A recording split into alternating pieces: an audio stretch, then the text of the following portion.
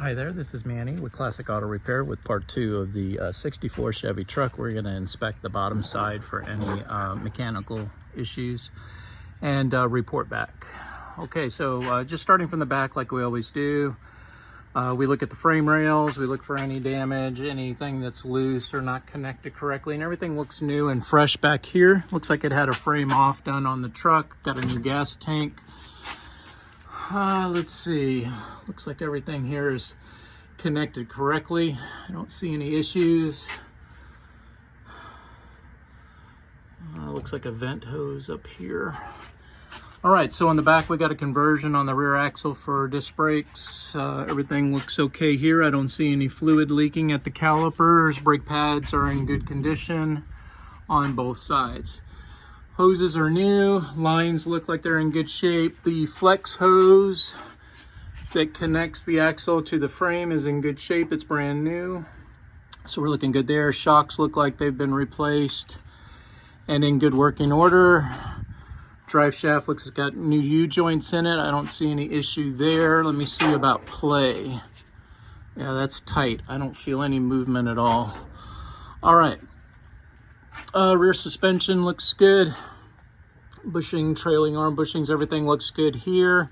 Emergency brake is intact. Fuel lines look okay. They're routed the way they should. Got a fuel filter here. No problem with that. Let's see, exhaust system looks good. Looks like it's been replaced. I don't hear any rattles and it feels tight. So we're looking good there. Moving forward, past the front of the cab, just kind of looking at the cab, looks like it's in real good shape. I don't see any metal issues. Looks like all the repairs have been done, patches. Pretty rust-free vehicle in all original condition. Doesn't look like it had any heavy impacts over here. A little patching going on there, but in good shape. Got some sealer on there. All right, so that looks good. Moving forward to the transmission, let's see, rear seal is good on the housing. Speedometer seal is good. Rear mount is good, has the fasteners on it. Vacuum modulator for shifting is connected to the hose and run up to the intake as it should. Cooling lines are connected, no problems there. It's got a little bit of weeping on the pan, which is very common. These things all leak.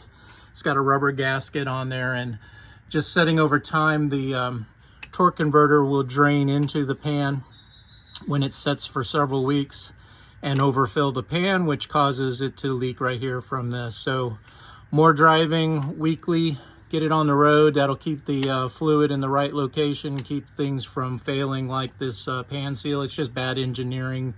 They've had it for about 20 years of bad transmission pans and seals. It's not something new. Might have a small shifter seal leak, but nothing that you got to take the transmission apart to fix that one. I wouldn't recommend that because overall it's in pretty good condition. I wouldn't do anything to that. Let's see. Oil filter's okay, no leaking at the drain plug. Got a little bit of oil back here on the back side. That could be the rear main seal back up in here on the crankshaft. Got to pull the motors to replace those, so we tend not to do it if it is a rear main. Now that could be leaking from a valve cover. Normally, if I see oil on the starter, then that's an indication that it's leaking from up top, so instead of on the bottom down here. So that could still be the crankshaft seal, or it could be a valve cover gasket. It's not really excessive. I didn't see any drips on the ground of oil, so I don't think it's something that we need to raise any red flags at this time. And just drive it as much as you can to keep those oils, the seals and gaskets wet so that they don't shrink and cause a failure. Front oil pan may have a leak, a slight leak there, but nothing again major that I see.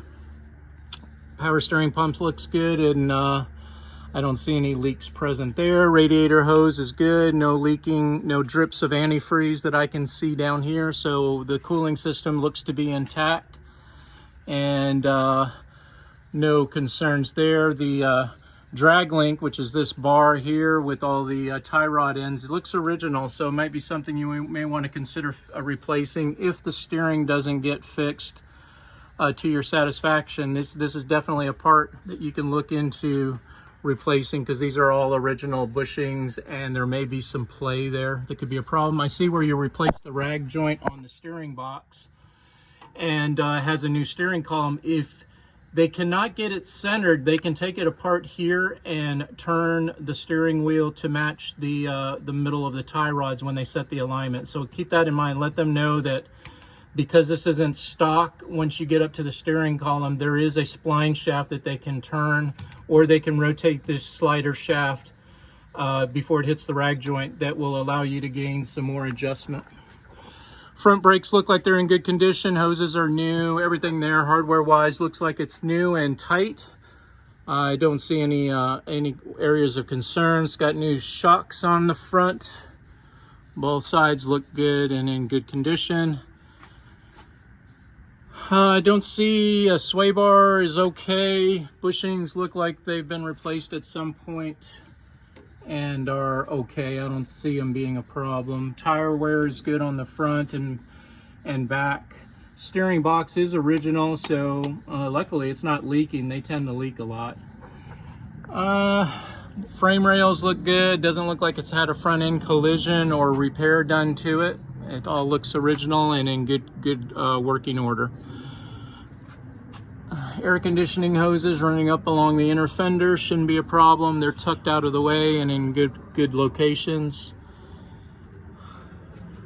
Overall, I think the truck is in really good shape on the bottom side here, so I'm going to give it a good clean bill of health, and I'll go ahead and make any notes on the estimate that I find. All right, this is Manny with Classic Auto Repair. Hope you enjoyed watching the inspection on the bottom of this '64 Chevy truck. Have a great day.